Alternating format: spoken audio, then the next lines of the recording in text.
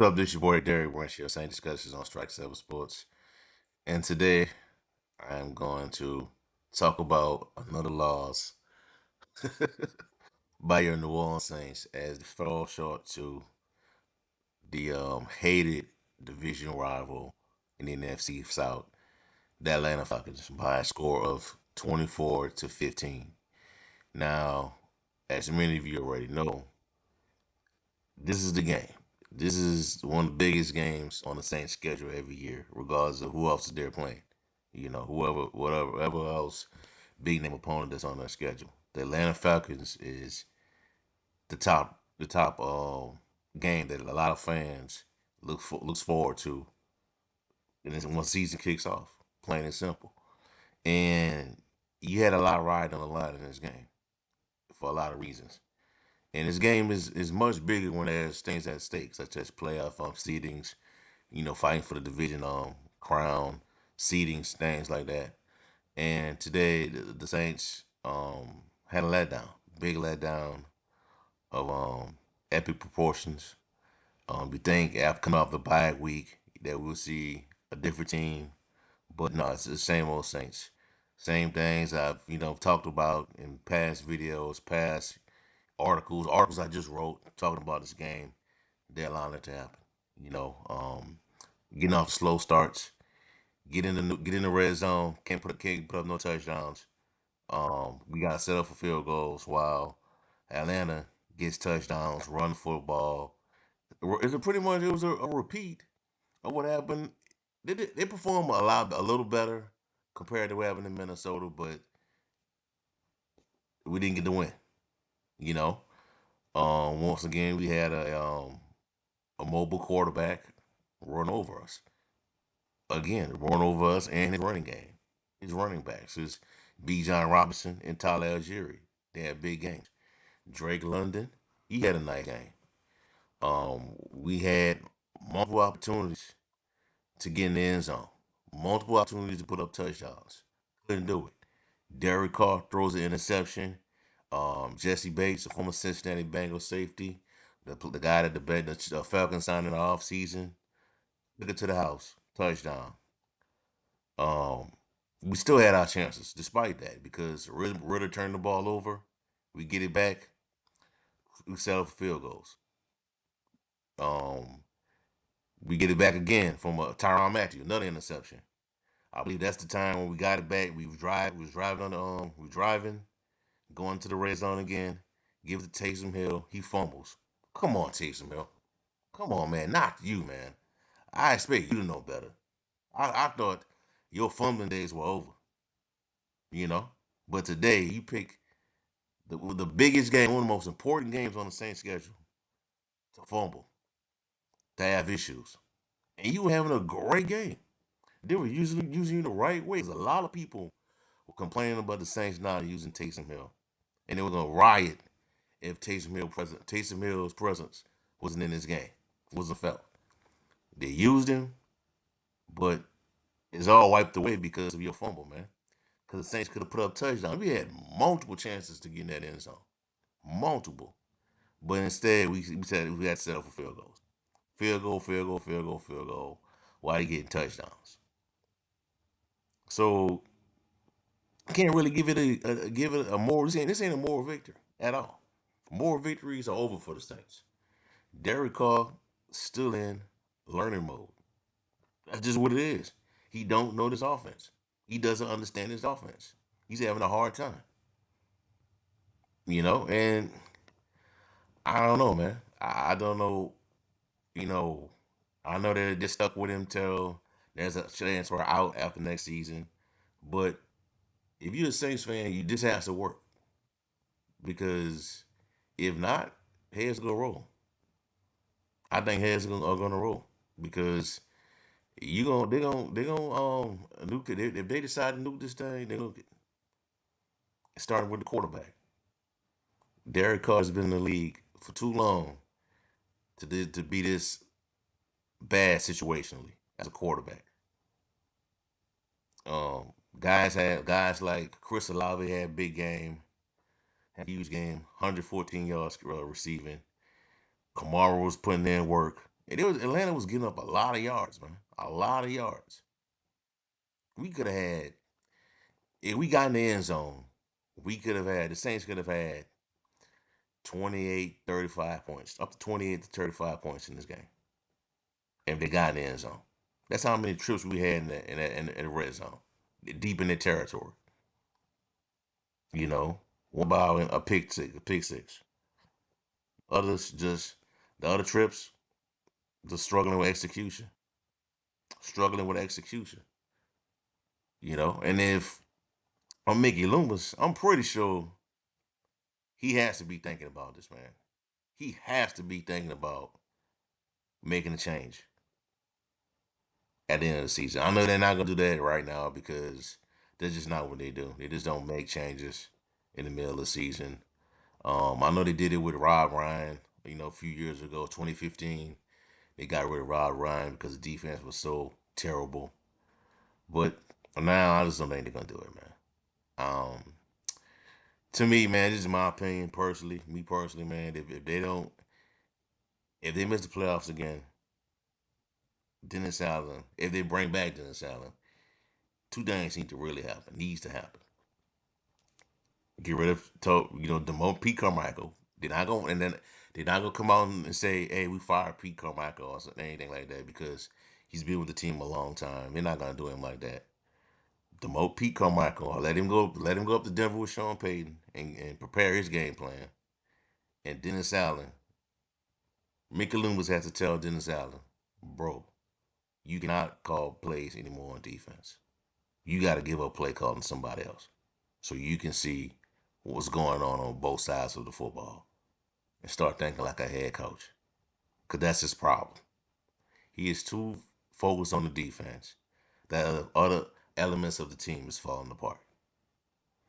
I know Tyron Matthew had those two picks, two interceptions in the game. But other than that, man, the defense was sloppy again. Once again, it was sloppy. You know, you try to put pressure on Desmond Ritter, he lobs it up to B. John Robinson for a touchdown. That was a game right there. That was it. That interception, they just couldn't get out their own way after Carter that pick six. They just couldn't. You know what I'm saying? So with this loss, Saints fall to 5-6 and relinquish control of the NFC South. And also a lot of injuries mounted up in this game. Chris Olave went out with a concussion, despite his efforts. Rashid Shaheed went out, I believe, with a hamstring injury. Cam Jordan went out with shin injury. He didn't. I don't think he came back. Eric McCoy went out. With a, I think it was. I saw him. He was around it, grabbing his shoulder. But I'll get a full prognosis later on. He left the game. So your injuries starting to mount up. So I wonder if you're gonna. Last year that was your excuse. Or we dealt with injuries. We dealt with a lot of injuries. That was your excuse last year. Will that be your excuse this year? Even without the injuries, man. Like even without the injuries, even with the injuries, excuse me, the Saints could still win games. They still got the personnel to win football games. And they without with Michael. They don't have Michael Thomas. They don't have Marshawn Lattimore. I think Alante Taylor will left the game.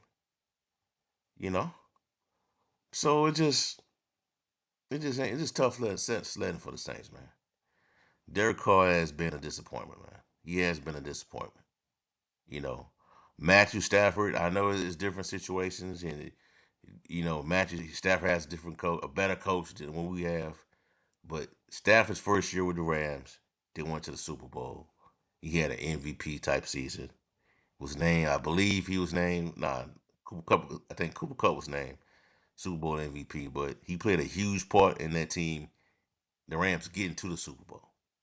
You know what I'm saying? In his first year. You know what I'm saying? When Brady went to the Bucks, he went to the Super Bowl. Now, yeah, and I know that's Tom Brady and all that, but when Brady got to Tampa Bay in his first year, he made changes to that offense. He changed. He went out and changed that offense talk to Bruce Arians, and that offense got tailored to what he does best. Does Carr have the cachet to have the swagger to do that? And to Pete Carmichael? Probably not. With we got 12 weeks into the season, probably not. He probably won't go to that coaching staff and tell him that. But that's, I mean, this scheme the Saints are in, man, is made for Drew Brees. And until they realize that Breeze ain't back there anymore, and that Breeze is a one of one, is a generational talent, given his stature, his size, and what he could do at the quarterback position, we're gonna be stuck in neutral at quarterback. We just are, So tough outing for the Saints. You're in the same situation that you were in last year in the NFC South. You know, with Tom Brady. This year you don't have Tom Brady. You got an easier schedule, and you still stuck in neutral. So let me just go ahead and pull up this NFC playoff picture. Let me just show you where we the stand. You got the Eagles. You got San Francisco at number 2. Three. Falcons are now the 4 seed over the Saints because of today's win. Dallas at number 5. They'll be playing Dallas today. The playoffs started right now. Minnesota at 6. Seattle at 7. They just took a L to the 49ers on Thanksgiving Day. And here are the bubble teams. The teams that are in the hunt. 8 Green Bay. 9 seed the Rams. 10 New Orleans Saints. 11 Bucks. So check this out though. Let me tell you how crazy this is. Guess what teams like the Vikings, the Packers have over the Saints right now? Guess what that is? The tiebreaker. They beat them. They beat the Saints. Both teams beat the Saints. So they're ahead of you in the playoff race. This is outside of the I'm not talking about the NFC South race. I'm talking about playoff, the wild card. Because I'm gonna get to second because if you read, I'm gonna pull up the Falcons schedule. I'm just making a comparison to the Saints and who could have who and how the Saints could be out of luck in regards to winning the NFC South. But to this wild card situation, you fighting Green Bay. You're dealing with the Vikings because they got the tiebreaker over you. And guess who you play in a few weeks from now? I think a few days before Christmas. The LA Rams. And if you watch, been paying attention to the Rams lately, they look a lot. They're playing a lot better. They are. And you play the Rams on Thursday Night Football at their place against Sean McVay. Good luck. So that's another. Lose to them, they hold tiebreaker over you. They hold the edge over you if you lose to them. So that's 3 teams that could be behind in the 12 race. For Minnesota Vikings, that's how you need it. That's why you need to win today's game because that's the only NFC way to get into the playoffs. You know, now you back in that same cycle that you were in these last 2 seasons, the 2021 season and the 2022 season. You're not gonna need help from other teams in the playoff race. You're gonna be rooting for these teams to lose. You're gonna want Green Bay to lose some more games. You're gonna lose some more games, and Vikings. And I went and checked these schedules. So get the Saints. They're the only team that got easy schedules down the stretch. Packers do, the Rams do, the Vikings do. But not another in the Rams. The Packers still got to play each other. So one of these cancel themselves out. Seattle, you could last hope. It's pretty much your last hope because they're struggling right now. But then again, you got to root for Green Bay to start messing up, and you got to root for the Rams to start messing up, to start falling off. Because you could go 8 and might not make the playoffs. Because that 9-8 record, you above 500, but that doesn't guarantee a playoff berth. We learned that in 2021 when we took care of business and to close out the season. But excuse me, we took care of business to close out the season. Went 9-8, but we needed the Rams to beat the 49ers, and that didn't happen. So the 49ers beat the Rams. They got into the playoffs and went to the NFC Championship game that year. So that 9-8 record doesn't guarantee you anything. So Saints are in a bad spot once again. A bad spot with this so-called easy schedule. Nothing has been easy about the schedule. You know what I'm saying? It's like the Saints been janks. We'll be honest. So let's get to the bro. Look at it. So they beat the Saints. Right. Next games, the next couple of games, they got the Jets. Come on, man. Who's the quarterback for the Jets?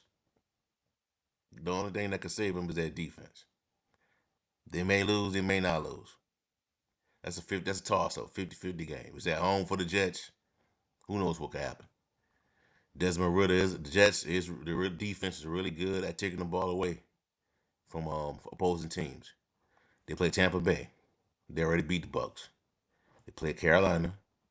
Indianapolis could give them an issue. Play Chicago. That could be something if Justin Fields is up to par. And then close out against the Saints in a game that the time of it has been to be determined. So a lot can happen during this time, but we don't right as of now, as of today, the Saints don't control the destiny. They really don't because Falcons are in control of the division, and then you play the Lions to close out the season. I'm not trying to close out the season, but the Detroit Lions is your next opponent on the schedule. To me, if I made a comparison, who has the tougher slate to close out the season, I'll say it's the Saints because you play in Detroit, who's one of the best teams in the NFC. You playing against the Rams, who could be a surging wild card playoff team that you may have to deal with around Christmas time. That game could be huge. And do you really trust Dennis Allen on a prime time setting in Los Angeles on the road against Sean McVay? Do you? Come on, man. And then who knows what happening with this Giants game? Who knows? You know what I'm saying? So there's a lot that can happen, man. And it's just not playing in the favor of the Saints right now. It is not. Despite all of the breaks that have came the Saints' way. Because, I'm not hope Baker Mayfield is okay. But Baker Mayfield left the game today. And Kyle Trask took over. You know what I'm saying? The Giants lost their quarterback James Jones for the season. That's a mobile QB who I believe in that last game they played when James was the starter in 2021. I think he threw for over 400 yards on the Saints defense, and he can run, and he's a mobile. Yeah, he's a mobile guy. So he's out for the year. That's another bone thrown at the Saints. Way that we can't take advantage of because we can't get out our own way. You know what I'm saying? We can't get our way. And next week, man, we got the Detroit Lions. And they coming off a loss. So this could be the Lions. The next week could be the Lions get right game. Can the Saints do what Green Bay did on Thanksgiving to the Detroit Lions? I don't know because that same quarterback that beat the Lions on Thanksgiving Day, Jordan Love, he beat the Saints too, and they seem to have gotten better these last couple of games. So it ain't looking good for the Saints, man. It ain't looking good. Um, I mean, if you still invested in the stuff, you just got hope for the best, man. But don't get your hopes up, man. This could be the third year that this team don't make the playoffs. It can be because you can finish with a 9-8 record and lose and not get into the playoffs. The winning the division was the guarantee lock for this team to get to the postseason. Because all you had to do was beat the Falcons. The Bucks already had lost a game. You would have a leg up on the Falcons, and they would have been under the gun to get right. But no, you got to come out and perform the way you have performed these last, you know, 10 weeks in the season. And it's come to hunt you. It's come to hurt you. And now you got injuries. So who's really going to be healthy? Going to be healthy for this Lions game coming up? You know what I'm saying? So it's a lot going on, man. A lot going on. Um, it's just a failure. You know what I'm saying? And I'll be interested to see what Mickey Loomis does. Because it's unacceptable, man. Unacceptable. A 10-year quarterback. I understand you should have your issues working out the kinks. The first 4 to 6 weeks of the season, but in week 12, we still having the same problems. And you a Pro Bowl quarterback, a 10-year veteran. You know, so unacceptable, man. Underachieving right now. Saints are underachieving, man. So looking forward to seeing how it's gonna play out, how it's all gonna shake out because a lot of football left to be played, but the Saints don't control anything unless these other teams that I mentioned start to melt down, start to fall off. So we don't know because around this time, a lot of teams, a lot of these wild card teams, these teams that are on the bubble, they start to play better. They start to play better. They start to gain confidence, gain momentum, and win these games. While these teams at the top around this time, they're just pretty much trying to wrap up the division, and fight for seedings. Other than that, man, that's the urgency factor for them. Is just it's kind of like, hey, look, let's just stay healthy, wrap up the division, get our seed, 1 or 2 seed or whatever, and then start resting guys. That's if they decide to do that. Start resting players, their top players. But the Saints can't do that right now. Well, they can't do that at all. They lost that opportunity, shoot, 6 weeks ago. We're being honest. But let's check it out. See how it's gonna play out, man. Next game is against the Detroit Lions. 12 o'clock kickoff at the Caesar Superdome next week. All right. So that's you off right now, man. Give me a like, comment, subscribe to the channel. Let me know how you feel. How you feel about today's loss against the Atlanta Falcons? Do you think the season is over, or do you believe there's still hope for the team to regain their momentum and get back into the thick of things? Also, check out strike7sports.com/Saints for the latest content on the New Orleans Saints organization. Have a blessed night. Peace. I'm out. Who that?